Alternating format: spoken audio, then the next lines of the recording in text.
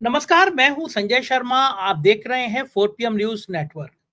देश में कल बहुत सारी खबरें घटी अभय द्विवेदी जी से हमने कई-कई मुद्दों पे बातचीत करी है। चंद्रचूड़ साहब को लेके कई तरह-तरह की चर्चाएँ हुई कल देश भर में। चंद्रचूड़ साहब देश में अलग-अलग कारणों से चर्चा में रिटायरमेंट के कुछ दिन बाद वो रिटायर हो जाएँगे, कुछ ही दिन बचे हैं उनके और उनको चिंता सता रही है कि मेरे को कैसा इतिहास याद रखेगा। ये बात मेरे को अच्छी नहीं लगती। लोग परेशान होते हैं कि मेरे को कोई इतिहास कैसे याद रखेगा।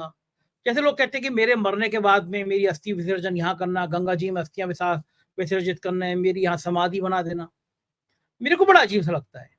एक एलआईसी का विज्ञापन आता है ना, ज़िंदगी के साथ भी, ज़िंदगी के बाद भी। आदमी जब यहाँ पे ज़िंदा रहता है तो वो अपने अब मेरा ये हो जाए, मेरा वो हो जाए, मेरा ब्रांड हो जाऊँ, मेरे को यहाँ ग्लैमर मिल जाए, मेरा नाम हो जाए। शरीर नश्वर है, तुम शरीर चला गया, तुम खत्म हो गए, उसके बाद भी कि मेरे को इतिहास कैसे याद रखेगा, मेरे को कि सम्मान कैसे मिलेगा। मुझे लगता है ये बड़े मोह हैं ज़िंदगी के, बड़े धागे हैं। चंद्रचूड़ साहब भी इससे बच नहीं पा रहे कि आपको इतिहास को कैसे याद रखेगा। और आपने अच्छे फैसले दिए होंगे तो अच्छे फैसलों के लिए याद रखेगा, खराब लोग लगेंगे खराब लगेगा। इतना चिंतित नहीं होना चाहिए कि आपका क्या होगा। एक तरफ आप गीता के ज्ञान की बात करते हैं और दूसरी तरफ कहते हैं इतिहास मुझे कैसे याद रखेगा। खैर, हमारे मोदी जी भी बहुत चिंतित रहते हैं कि इतिहास मुझे कैसे याद रखेगा। सब जानते हैं कि इतिहास उनको कैसे याद करेगा। हमने आज अभय द्विवेदी जी के संग बातचीत करी महाराष्ट्र की राजनीति को लेकर। लोग चिंतित हैं कि महाविकास अघाड़ी में अभी तक सीटों का शेयरिंग नहीं हो पा रही। संजय राउत को लेके कल दिन भर चर्चा चलती रही कि अमित शाह के साथ उनकी मीटिंग हो गई। संजय राउत का एक बयान भी सामने आया कि अमित शाह से मीटिंग से पहले मैं मर जाना पसंद करूँगा। संजय राउत भी फायर ब्रांड नेता हैं, ईडी से जेल में हुआ है लेकिन तब भी डरे नहीं सरकार से, सरकार पर हमला करते रहते हैं। और इस बीच में उत्तर प्रदेश में बहराइच को लेकर गोदी मीडिया का चैनल दिन भर नफ़रत फैलाने में जुटे हुए हैं। मैं आज कई चैनल्स की हेडलाइन देख रहा था जो ऐसी थी, खासतौर से अंबानी के चैनल पे नेटवर्क 18 पे, जो आप भड़क सकते हैं, उनको गुस्सा आ सकता है। इस बीच में बहराइच के भाजपा विधायक ने पोल खोल दी। उन्होंने युवा मोर्चा के अध्यक्ष समेत तमाम बीजेपी के नेताओं को नामजद करते हुए एफआईआर लिखा दी। गीता बलवा तो इन्होंने कराया, हंगामा तो इन्होंने किया, पथराव में तो ये शामिल थे। तो अब पिक्चर साफ है कि कौन युवक था जिसको झंडा उतारने के लिए चढ़ाया होगा और यह युवा मोर्चा के अध्यक्ष क्या कर रहे थे। सवाल यह है कि अब योगी सरकार क्या इन भारतीय जनता पार्टी के नेताओं के घर पे बुलडोजर भेजेगी? बाकी जिनके घर पे क्रॉस लगाया था उनको तो हाई कोर्ट ने रोक लगा दी। तो क्या उनके साथ जब दोबारा नंबर लगाएँगे तो बीजेपी के ये नेता होंगे या ये बच जाएँगे? आखिर क्या चल रहा है, इन सारी बातों पर मैंने अभय जी से बात करी। आपको ले चलता हूँ, उससे पहले खुशखबरी। मैं कई बार आपसे 4PM म्यूजिक पे एक रसप्रिया गाने की बात कर रहा था। फणीश्वर नाथ रेणु जी देश के एक बहुत बड़े साहित्यकार हुए हैं। आपने उनकी रचनाएँ पढ़ी होंगी, वो इतिहास के पन्नों से निकल कर आती हैं, वर्तमान में खड़ी होती हैं और आपके मन को छू लेती हैं। उनकी ही एक कहानी है रसप्रिया। उस पर एक बहुत बढ़िया एक संगीत में हमने शॉर्ट फ़िल्म तैयार कराई। पंकज त्रिपाठी जी के लिए मैं थैंक यू कहूँगा, उनका स्रोत बहुत सहयोग रहा। अमरेंद्र बहुत अच्छे कलाकार हैं, अमरेंद्र ने ये मूवी तैयार करी। आज मनोज वाजपेयी जी जो देश के जाने-माने एक्टर हैं, उन्होंने अपने स्टेटस में लगाई, उन्होंने ट्वीट किया रसप्रिया को देखने के लिए। तो ये रसप्रिया कहानी 4PM म्यूजिक पे आपको मिलेगी। इसका आप जो देख रहे हैं पोस्टर, रसप्रिया की पूरी कहानी हम लोगों ने रिलीज़ कर दी है। सिर्फ़ 6-7 मिनट की है। 6-7 मिनट में आज की व्यवस्थाओं पर, जाति व्यवस्था पर, गरीबी पर इससे अच्छी कहानी और इससे अच्छी प्रस्तुति हो नहीं सकती। आपसे हाथ जोड़ के निवेदन है कि ज़रूर देखिएगा और मुझे बताइएगा कि ये कहानी के जो प्रयास थे वो सफल हुए या नहीं हुए। चलते हैं अभय द्विवेदी जी के पास। इस अनुरोध के साथ चैनल को सब्सक्राइब करना और जॉइन करना ना भूलें। चलिए बातचीत करते हैं। 4PM न्यूज़ नेटवर्क में स्वागत है अभय द्विवेदी जी आपका। हरियाणा के बाद क्या कांग्रेस थोड़ा-सा मनोबल उसका कम हो गया है? इंडिया गठबंधन में कुछ ऊर्जा कम हो गई है? वहाँ पे सीट शेयरिंग ही तय नहीं हो पा रही है और सीट शेयरिंग तय नहीं हो पा रही तो बीजेपी का मौका मिल गया है। बीजेपी तरह-तरह की अफ़वाहें उड़ाने में लग गई है। हुँ, बड़ी जी, ज़बरदस्त चर्चा चली कल इस बात की कि अमित शाह की और संजय राउत की बैठक हुई है, मुलाकात हुई है। एक टीवी चैनल पे संजय राउत कह रहे थे, वो दिखाई दिए कि अमित शाह से हुँ, मिलने से बेहतर है कि मैं मर जाऊँगा। और संजय हुँ, राउत के जो तेवर है वो ऐसे हैवी नहीं कि वो जाके मिल लें, वो तो बहुत दबंग टाइप के एमपी हैं, वो तो हुँ, डरे भी नहीं ईडी-वीडी से आके। लेकिन बड़ा हुँ, सवाल ये है कि चुनाव में दिन ही कितने बचे हैं? दीपावली की छुट्टियाँ हो जाएँगी, दीपावली पे 1 हफ्ता मान लीजिए दीपावली को कुछ होगा नहीं। तो इतनी देरी अगर महाराष्ट्र में चुनाव होना है, हरियाणा के साथ ही होना था। तो ये क्या इंडिया गठबंधन की ये कोई लापरवाही नहीं मानेंगे आप कि चुनाव के दौरान भी इतनी ढील हो रही है कि सीटें तय नहीं हो पा रही, कब कहाँ कौन कैसे लड़ेगा? देखिए, इस मसले को देखने का मेरा दृष्टिकोण थोड़ा सा अलग है। मैं ये मानता हूं कि इंडिया गठबंधन के बीच में तकरीबन 90% सीटों के ऊपर फैसला हो चुका है। जो कुछ भी फैसला होना है वो शायद 25 से लेकर 28 सीटों के बीच में फैसला बचा है। आमतौर पर उनके बीच में एक मतैक्य हो गया है कि इन 90% सीटों के ऊपर कौन लड़ेगा और ये किसके हिस्से में जाएंगी। इनके डिटेल्स जैसे ही वो लोग जब उचित समझेंगे तो इनके डिटेल हम लोगों के सामने आ जाएंगे। इसी तरीके से महायुति में भी, यानी एनडीए में भी तकरीबन सीटों के बंटवारे पे उन लोगों ने भी आपस में फैसला कर लिया है। अब प्रश्न ये जो अफवाहें उड़ाई जा रही हैं कि ये उद्धव ठाकरे ने अकेले चुनाव लड़ने की धमकी दी है और वो संजय राउत अमित शाह से मिलेंगे या मिल चुके हैं, ये सब जिसे कहते रही हैं कि ये एक साइकोलॉजिकल वार है, एक तरह का मनोवैज्ञानिक युद्ध है जो कि भारतीय जनता पार्टी अक्सर लड़ती है। भारतीय जनता पार्टी की शैली है कि विपक्ष के खेमे के अंदर भ्रम फैला दे ताकि वह अफरा तफरी हो जाए और उसमें लोग तरह तरह की उल्टी सीधी बात कर दें उससे प्रभावित होकर, और ताकि उसको फायदा मिले। इसी तरह का मनोवैज्ञानिक युद्ध उसने हरियाणा में किया था। हरियाणा में जो शैलजा बनाम हुड्डा वाला पूरा मामला जो था, वो भारतीय जनता पार्टी ने बाकायदा उसको खड़ा किया और शैलजा हुड्डा दोनों उस चक्कर में फंस गए, कांग्रेस भी उस चक्कर में फंस गई। महाराष्ट्र में, जैसे कि एक हमारे मित्र पत्रकार ने कहा है, क्या महाराष्ट्र में भी विपक्ष उतनी ही बेवकूफी करेगा जितनी बेवकूफी उसने हरियाणा में की थी? तो ये सब देखने वाली बातें हैं कि क्या क्या करेंगे। मेरा मानना यह है कि कांग्रेस की खुशकिस्मती से और इंडिया गठबंधन की खुशकिस्मती से जो महाविकास अघाड़ी है उनके पास शरद पवार नाम की हस्ती है, और शरद पवार इन सब मामलों में पारंगत हैं। वो भारतीय जनता पार्टी के एक एक हथकंडे को समझते हैं, और मेरे ख्याल से महाविकास अघाड़ी की जो रणनीतिक कमान है वो शरद पवार के हाथ में है। इसलिए इस सब बातों की वो काट हो जाएगी। और उद्धव ठाकरे भी काफी समझदार आदमी है, ठंडे दिमाग से काम लेते हैं। वो कभी ना भड़काऊ बात बोलते हैं ना इस तरह का कोई काम करते हैं। और संजय राउत जो बोलते हैं वो बात जरूर उत्तेजना मूलक लगती है देखने में, लेकिन वो बात बड़ी नपी तुली बोलते हैं और वो सोच समझ के बोलते हैं कि कितनी बात तो क्या बोलनी चाहिए। मैंने हमेशा उनकी बात में देखा है कि बात वो जरूर कड़ी लगती है, बहुत कड़ी बात बोल रहे हैं, बहुत ही डायरेक्ट बात बोल रहे हैं, लेकिन उसका राजनीतिक एक मतलब होता है। तो भारतीय जनता पार्टी की तरफ से जो दांव पेच किए जा रहे हैं, उन दांव पेचों की काट मैं समझता हूं कि एक ऐसे गठजोड़ के पास जिसके अंदर दो बहुत ही तपे तपाए नेता हैं, उद्धव ठाकरे और शरद पवार, कम से कम। कांग्रेस के पास नाना पटोले हैं, लेकिन नाना पटोले के बारे में सब लोग जानते हैं कि वो काफी एक कई मामलों पर कड़ा रवैया अख्तियार कर लेते हैं नाना पटोले, तो उसकी वजह से थोड़ी दिक्कत वगैरह होती है। दूसरे, लोकसभा चुनाव में कांग्रेस ने बहुत अच्छा प्रदर्शन किया था। कांग्रेस का जो स्ट्राइक रेट था वो बहुत उम्दा था, तो उसमें कांग्रेस की महत्वाकांक्षाएं भी इस चक्कर में बढ़ जाती हैं, तो वो ज्यादा ज्यादा मांग करते हैं सीटों की। तो ये सब हर जगह चलता है, लेकिन इस सब के बावजूद भी मैं समझता हूं कि दोनों ही गठबंधनों को सीटों के बंटवारे के मसले में कोई ज्यादा दिक्कत का सामना नहीं करना पड़ेगा। देखना हम लोगों को ये पड़ेगा कि किन किन को टिकट दिया जा रहा है, टिकट किसको बांटा जा रहा है। क्यों आप गठबंधन अच्छा कर लेते हैं, टिकट गड़बड़ देते हैं, उससे भी आपके मामले में आप उसमें चीजों में गड़बड़ी हो जाती है। यहाँ महाराष्ट्र में मसला दूसरा है। मसला यह है कि दोनों ही गठबंधनों में तीन तीन पार्टियां हैं। सवाल यह है उन तीनों पार्टियों की महत्वाकांक्षाएं क्या क्या हैं। यानी तीन पार्टियों की महत्वाकांक्षाएं इधर है और तीन पार्टियों की महत्वाकांक्षाएं पाले के इधर है।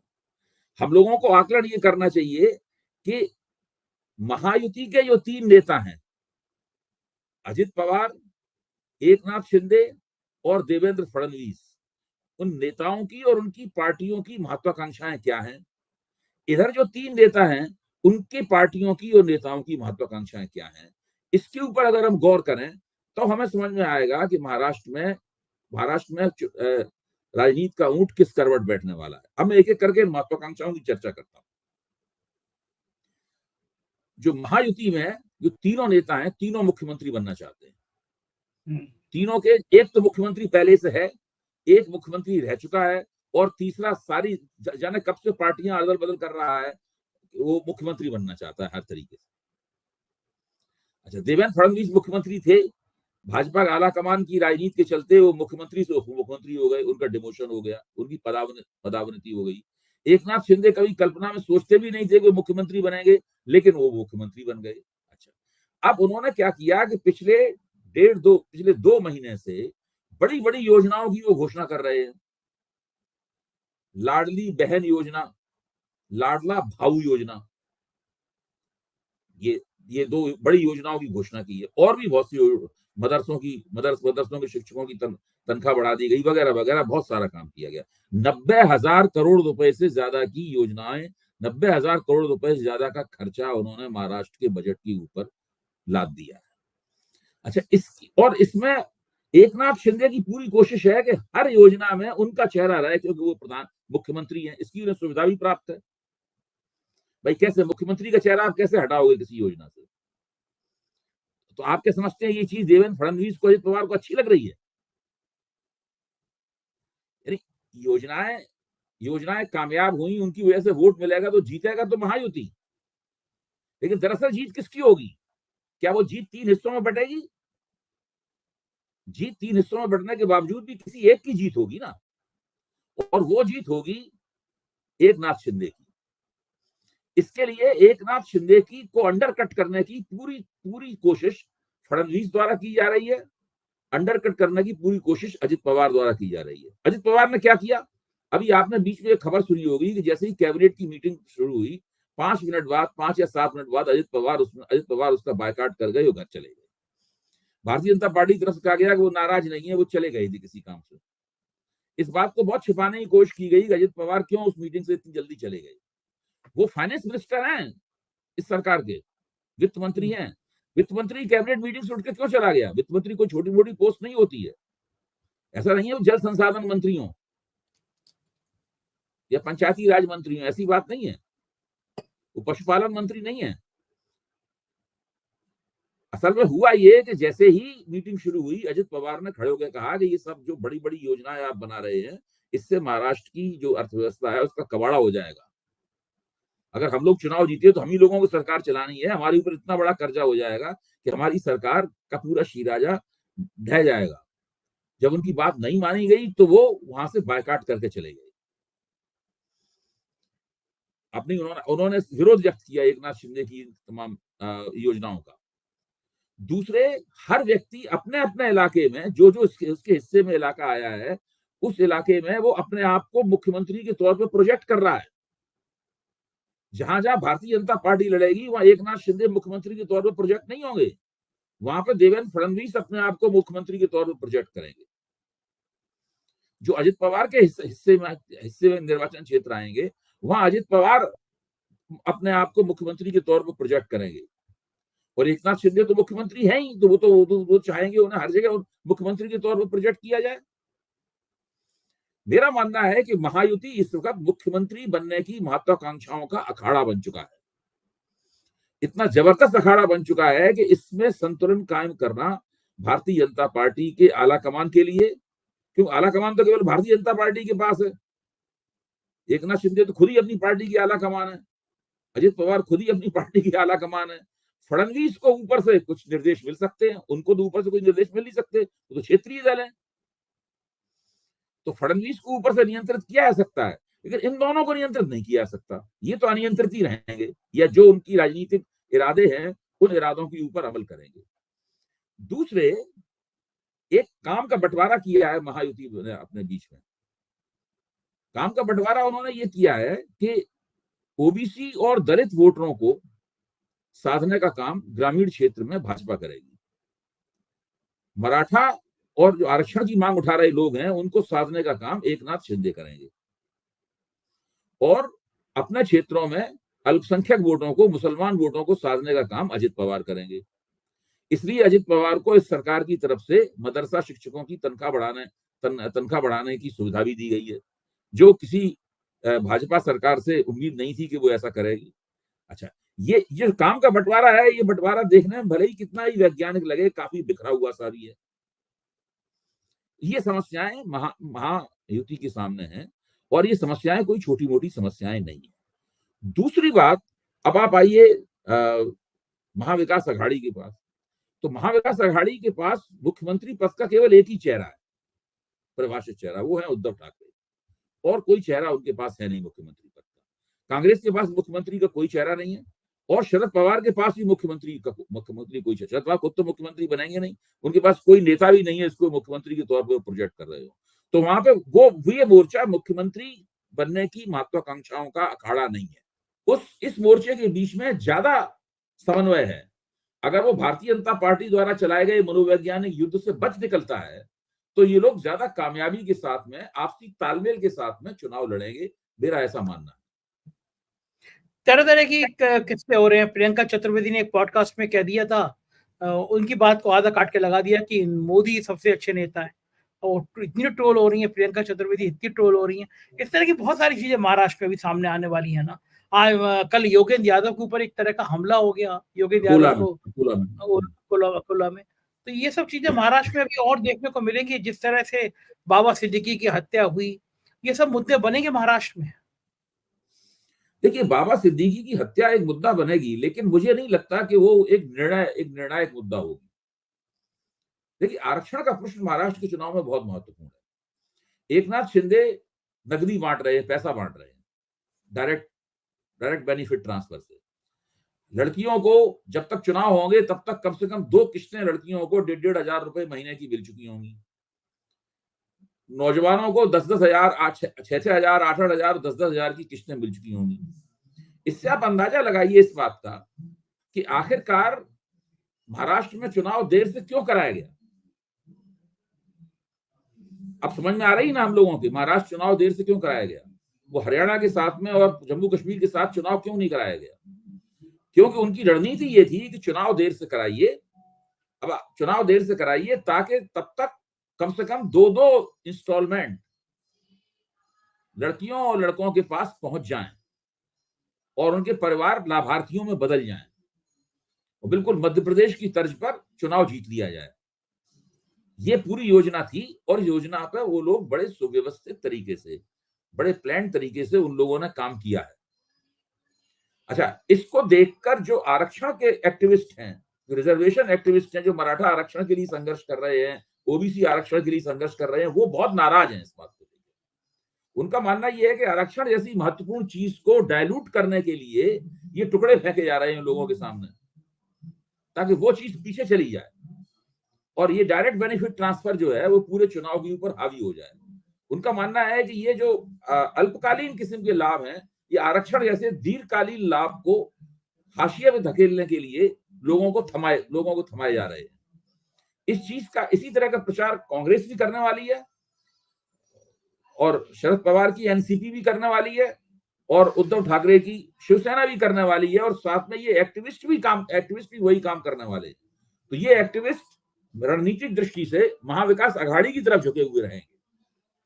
ये चीज भी महायुति के पक्ष में, महायुति के खिलाफ जाएगी। लेकिन मेरे कहने का ये मतलब नहीं है कि हम अभी से घोषणा कर रहे हैं कि महाविकास अघाड़ी जीत जाएगी या महायुति जीत जाएगी। महाराष्ट्र में टक्कर बहुत कड़ी है, टक्कर, क्योंकि लोकसभा चुनाव में भी दोनों गठजोड़ों के वोट तकरीबन बराबर थे। फर्स्ट पास पोस्ट सिस्टम के तहत आगे निकल गया महाविकास अघाड़ी, उसने उसको पीछे छोड़ दिया। लेकिन वोट प्रतिशत के लिहाज से आप देखें, जिस तरह हरियाणा में दोनों के वोट बराबर थे तकरीबन, उसी तरीके से महाराष्ट्र में भी दोनों के वोट बराबर थे। तो इन सब बातों को ध्यान में रखते हुए हमें महाराष्ट्र के चुनाव की समीक्षा करनी होगी। आपको लग क्या रहा है कि कौन इस समय आगे दिख रहा है फिलहाल आज की तारीख? देखिए, आज की तारीख में दोनों बराबर हैं। थोड़ा सा महाविकास अघाड़ी मुझे भारी लगता है। उसकी वजह यह है कि महाविकास अघाड़ी में ज्यादा आपस में सामंजस्य है। ये जो भाजपा द्वारा खबरें उड़ाई गई हैं, अगर आप इनको नजरअंदाज कर दें तो उनमें ज्यादा तालमेल दिखाई पड़ता है। सीधी सी बात है, वो तालमेल की वजह है, ठोस वजह है। ऐसी बात, ये नेक नीयति या बदनीति का सवाल नहीं है। तालमेल की वजह यह है कि उसमें मुख्यमंत्री बनने के सवाल को लेकर कोई झगड़ा नहीं है महाविकास अघाड़ी की मोटे तौर पर। अगर कोई झगड़ा होगा तो बाद में हो सकता है, चुनाव नतीजों के बाद। मान लो एक पार्टी बहुत ज्यादा जीत जाए, सारी जीत उस पार्टी के पास केंद्रित हो जाए तो वो पार्टी क्लेम कर सकती है कि भाई हमारा आदमी मुख्यमंत्री बनेगा, लेकिन वो तो नतीजों के बाद होगा। अभी ऐसी कोई स्थिति है नहीं। क्या आपको लगता है महाराष्ट्र बनाम गुजरात का जो मुद्दा है वो भी हावी रहेगा इसमें चुनाव में, क्योंकि बिल्कुल हावी रहेगा, सारे इंडस्ट्री उठा वहां चले नहीं, गए? बिल्कुल हावी रहेगा। ये पूरे बंबई में और दूसरी जगहों पे ये इस प्रकार की भावना है कि हमारा सारा उद्योग वगैरह, महाराष्ट्र का डी इंडस्ट्रियलाइजेशन हो रहा है, सब चीजें गुजरात में जा रही हैं, तो ये सवाल हावी रहेंगे। इस बात को लेके कुछ कुछ भारतीय जनता पार्टी की तरफ से इसको अंडरप्ले भी किया जा रहा है इन बातों को। जरा यूपी की तरफ आते हैं। गजब हो गया है कि गोदी मीडिया के चैनल जहां बहराइच का मुद्दा लेकर आग लगाने में जुटे हुए थे, मैंने देखा कई जगह पे अभी भी टीवी चैनलों पर बहस हो रही है कि बहराइच की आग का जिम्मेदार कौन। तरह तरह के हिंसात्मक स्लोगन टीवी चैनलों पर दिए जा रहे हैं, जिससे गर्म रहे माहौल, हिंदू मुसलमान जो तनाव रहे। कि बीते बहराइच के भारतीय जनता पार्टी के विधायक ने अपनी ही पार्टी के युवा मोर्चे के महानगर अध्यक्ष समेत कई लोगों के खिलाफ दंगे की, बवाल की एफआईआर करा दी है। मतलब यही लोग एफआईआर होंगे। मतलब ये तो पूरे यूपी की सनसनीखेज खबर है कि भारतीय जनता पार्टी का अपना ही विधायक अपने ही लोगों पे कह रहा है, यही लोग थे फसाद कराने वाले था। अब तो सारी तस्वीर साफ हो गई। क्या लग रहा है आपको, क्या हो गया होगा और इसके परिणाम क्या होंगे? नहीं, इसमें हम लोगों को देखना ये होगा कि पुलिस कार्रवाई क्या करती है। विधायक महोदय गए होंगे तो एफआईआर दी होगी, तो एफआईआर पुलिस ने दर्ज कर ली होगी, लेकिन सवाल ये पुलिस कार्रवाई क्या करती है। यहाँ पे योगी जी की भूमिका निकल के आएगी। भाई योगी जी चाहेंगे तो वो कार्रवाई होगी उसकी, योगी जी नहीं चाहेंगे तो कार्रवाई नहीं होगी। मुझे पता नहीं है कि वो बहराइच का विधायक जो है वो किस खेमे का है। आप जानकारी हो तो उसको बताइए, उससे कुछ अंदाजा हम लोग लगा सकते हैं। तो ये तो मुख्यमंत्री देखिए, पुलिस आजकल पुलिस जो है ऐसे मौकों पर निर्देशों के मुताबिक काम करती है, वरना उस रिपोर्ट को लेके वो ठंडे ठंडे बैठे रहेंगे, वो कुछ नहीं करेंगे। 10 सीटों पे उपचुनाव होना है, उससे पहले ये बहराइच जो है वो टर्निंग पॉइंट हो गया उत्तर प्रदेश में।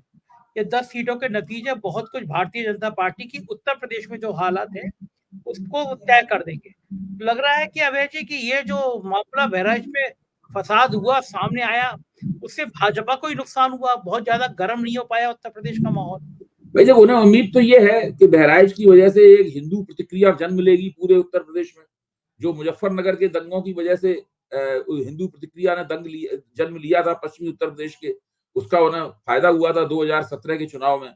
इसको उन्होंने बाद में 2022 के चुनाव में भी भुनाने की कोशिश की, ज्यादा नहीं भुना पाए।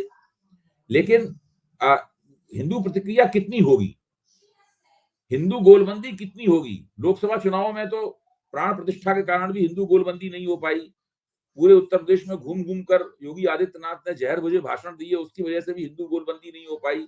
लेकिन लोकसभा चुनाव हारने के बाद में उत्तर प्रदेश में बहुत बड़े पैमाने पर हिंदू सांप्रदायिकता भड़काने की कोशिश की गई है। उसमें मुख्यमंत्री ने सक्रिय भागीदारी की है। ये सब चीजें रिकॉर्ड में है, इसमें कुछ भी छिपा हुआ नहीं है। सारा सारा खेल खुल के हो रहा है। और बहराइच के दंगों ने इस आग में घी का काम किया है। प्रश्न ये है, क्या मतदाता इससे प्रभावित होंगे, ये एक सवाल है। दूसरे, मैं ये समझता हूं कि इन उपचुनावों के आधार पर योगी जी का भविष्य तय नहीं होने वाला है। योगी जी का भविष्य दरअसल तय हो चुका है। पहले हम लोग ये मानते थे कि देर सवेर की बात है, योगी जी को हटाया ही जाएगा। अब वो स्थिति नहीं रही, इस वक्त वो स्थिति नहीं है। जो राष्ट्रीय स्वयंसेवक संघ और भारतीय जनता पार्टी के बीच में इस बात पर पूरी तरीके से एकता है कि एक बार फिर से हिंदू सांप्रदायिक एकता को कैसे पुनर्स्थापित किया जाए, कैसे उसी तर्ज पे उसको लाया जाए, उसी स्तर पर लाया जाए जिस स्तर पर वो 2017 के चुनाव में थी, या 2022 के चुनाव में थी, या उससे पहले 2019 के चुनाव में थी, या 2014 के चुनाव में थी, उस तर्ज पे लाया जाए।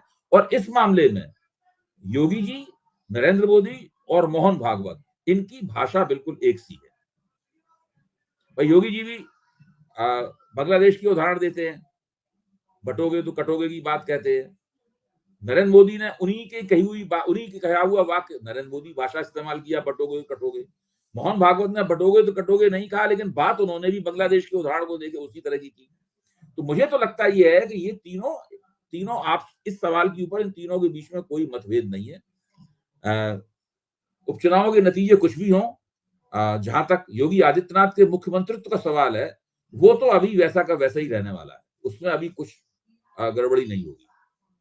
ये जो ग्लोबल दुनिया के विदेशों की तमाम यात्राएं करते हैं मोदी जी, तो दुनिया के में जो लोग मिलते हैं उनको उनकी तरफ से कहीं मैसेज आता ही है कि आपके यहाँ इतनी हिंसा हो रही है, वो उत्तर प्रदेश देश का सबसे बड़ा राज, वहां पे इस तरह के नारे लगाए जा रहे हैं, इस तरह का उन्माद फैलाया जा रहा है, ये सब चर्चा होती होंगी दुनिया में। देखिए, ये जो डायस्पोरा है, ये डायस्पोरा में अलग अलग तरह का कट्टरपन है। डायस्पोरा में विदेशों में रहने वाले भारतीय हैं, ये काफी बटे हुए हैं। जैसे गुजराती डायस्पोरा बहुत बड़ा है, वो अलग तरीके से सोचता है। सिख डायस्पोरा भिन्न तरीके से सोचता है। जो दक्षिण भारतीय डायस्पोरा है, खासतौर से तेलुगु डायस्पोरा है, वो अलग तरीके। तेलुगु डायस्पोरा जो है वो कांग्रेस की तरफ झुका हुआ है, गुजराती डायस्पोरा बिल्कुल नरेंद्र मोदी की तरफ झुका हुआ है, और सिख डायस्पोरा के बीच में खालिस्तानी लोग सक्रिय हैं। तो ये डायस्पोरा इस तरीके से बटा हुआ है। और जब राहुल गांधी जाते हैं तो फिर तेलुगु डायस्पोरा उनके इर्द गिर्द और दक्षिण भारतीय डायस्पोरा उनके इर्द गिर्द जमा हो जाता है। नरेंद्र मोदी जाते हैं तो गुजराती डायस्पोरा उनके आसपास डांडिया करने लगता है।